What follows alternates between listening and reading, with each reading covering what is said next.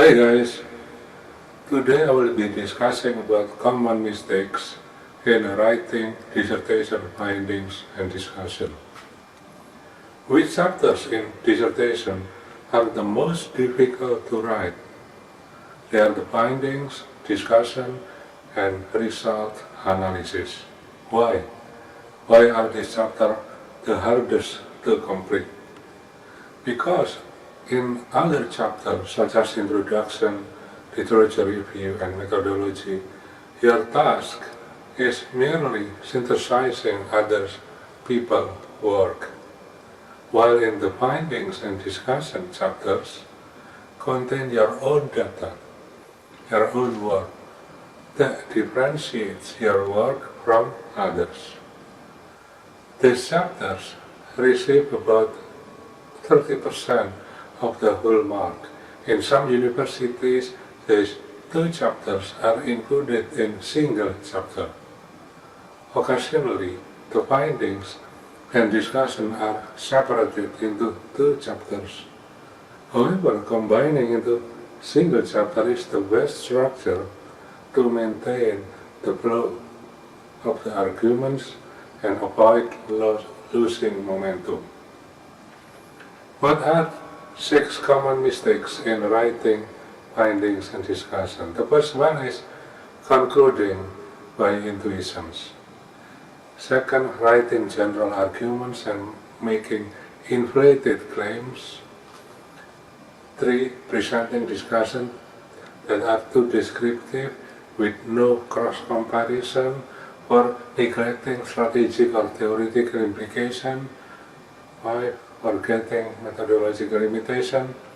6, not summarizing key findings. What is the first mistake?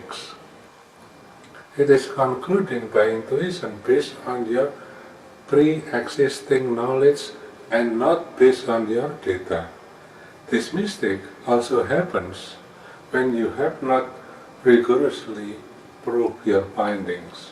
For example, you conclude that based on the respondents' interview text, the majority of respondents contested recent management policy on working from home. However, you have not proved it because no thematic coding or qualitative interpretation was presented. In another example, you have concluded there is significant positive relationship between incentive and staff productivity. However, you have not produced SPSS outputs on correlation and have not analyzed the correlation rigorously. What is the second mistake? It is presenting only general arguments. You need to focus specifically on your data by explaining what you found and showing how it relates to the research questions. Some students even wrongly claim findings from the literature rather than from the data.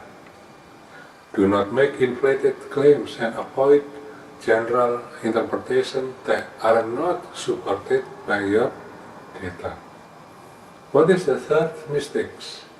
It is an explanation that is too descriptive with no attempt to compare and contrast with the literature. For example, most male workers, 80%, feel more stressful about working arrangements compared to female workers. Then you are supposed to comment further regarding whether or not the finding is in line with the literature. For example, however, Porter 2020 indicates that women are more likely than men, 40% versus 20%, to report having more stress at work.